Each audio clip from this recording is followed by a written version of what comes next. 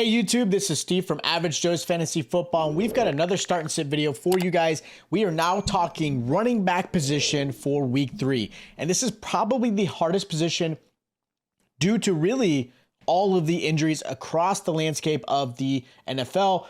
So this is going to be a really tough one. We're going to talk about some players that you may not have always seen as a good start, maybe some players that should sit, of course, some sleepers. And again, this is always going to be based off of full PPR and half PPR. If it is any other type, please hit us up in the comments so we can try to help you guys out with your lineups. If you guys haven't already, check out our start and sit video for the quarterback. If you guys are still trying to figure out players you should pick up, we're here to help you. And of course, we'll help you with some trades because I know a lot of people are starting to talk trades.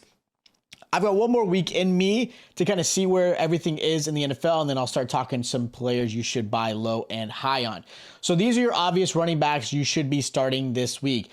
I don't have many, as you can see. Unfortunately, because of all the injuries, it has been very challenging to put an absolute, I'm going to lock them in, no questions asked. But these are the guys I'm going to put in there. Now, as far as the first running back I recommend as a start is going to be Miles Sanders versus the Seahawks.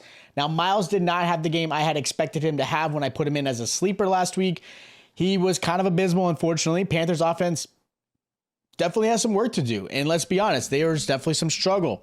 With that said, Sanders has a great matchup this week. Seahawks allow the most points to running backs with 39 points, allowing over 130 yards on the ground and 5 receptions per game as well. So if there's going to be a game for Sanders to really go off, this should be it. I do worry if he doesn't have that type of game because, again, the matchup is there.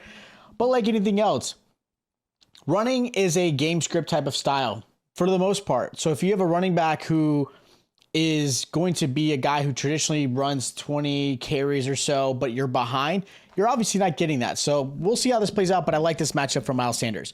Now, another running back I like this week is going to be Travis Etienne. He's probably a lock for most people, and I get it.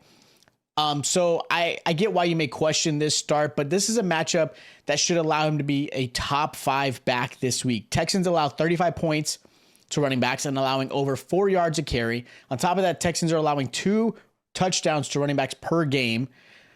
Etienne has the perfect matchup for a turnaround game. He does have a lingering injury, so just keep an eye on that. If obviously he does not go, then realistically, Bigsby's the guy.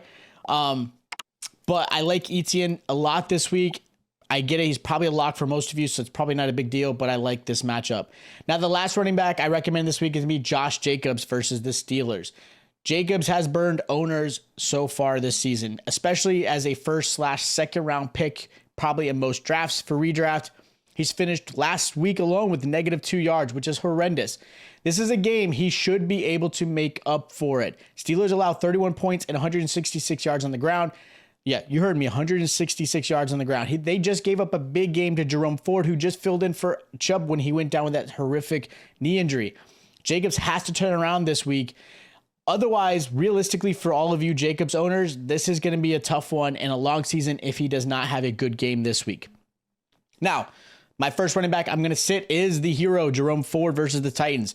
Ford had a hero effort and probably the biggest waiver wire this week. I had so many questions of how much fab, who should I drop? I get it. Ford is definitely the number one guy. But with all of that said, the Titans are a tough matchup. The best against the run, keeping backs to 49 yards on the ground, only 7.9 points a game allowed to running backs. They also have not allowed a touchdown yet to a running back. Watson has struggled heavily in this offense, so it's going to put a lot of really pressure on Ford to take over as the RB1. Now, he's going to help most this season, but this is a week I'm going to sit him. Now, another running back I'm sitting is going to be James Conner versus the Cowboys. Conner has done well this season in a poor offense.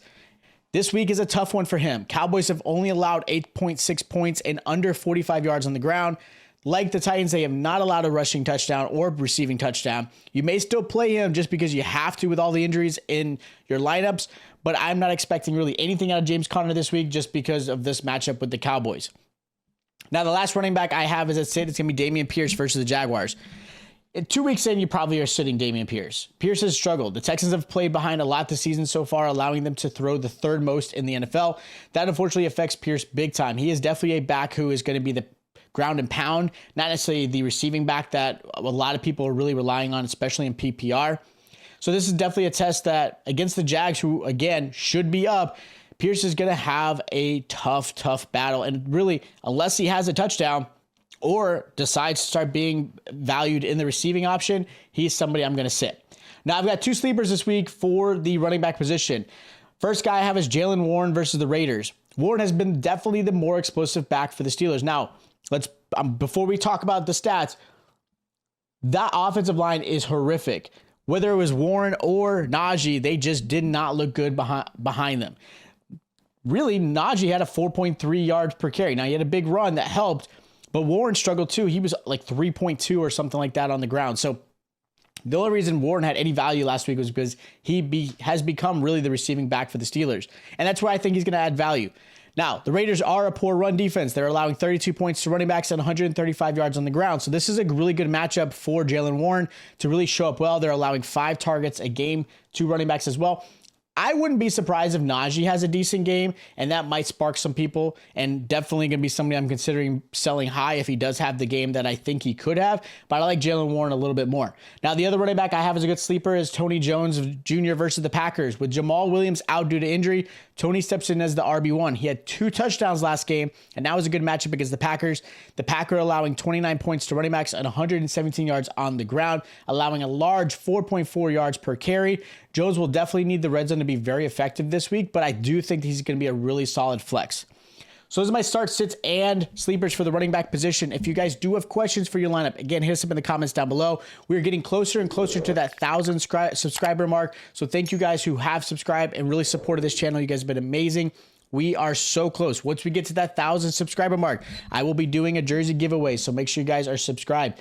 Also, if you guys don't already, hit those notification bells. We want you guys to be notified when we drop videos like this or waivers or trade talks or anything like that to be ready for this fantasy season. If you guys did enjoy the content, make sure you guys hit the like button.